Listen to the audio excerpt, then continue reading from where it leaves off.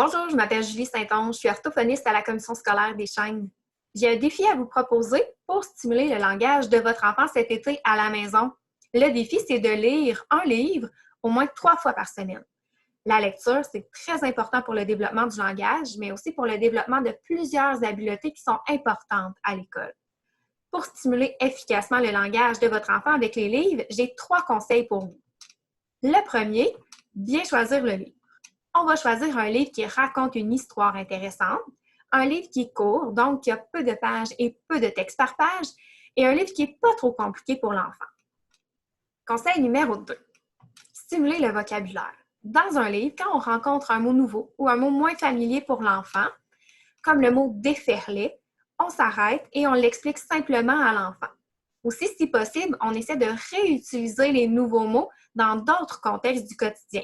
Par exemple, si on avait rencontré le mot rayure dans un livre, on pourrait le réutiliser si l'enfant portait un chandail à rayures ou avait une serviette de plage à rayures.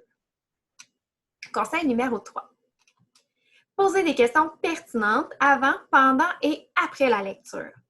Par exemple, si un personnage rencontrait un problème dans un livre, on pourrait demander à l'enfant « As-tu une idée qu'est-ce que le personnage pourrait faire ?» avant de poursuivre la lecture.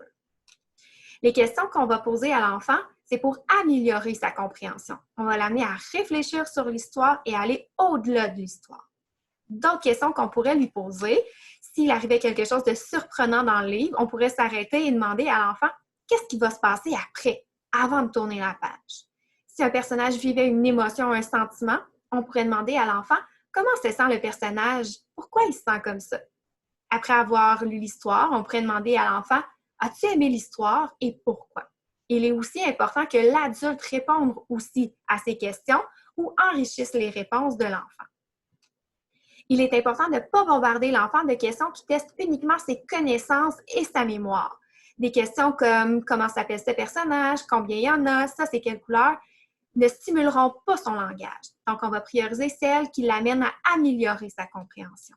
Bonne lecture et bon été! Merci!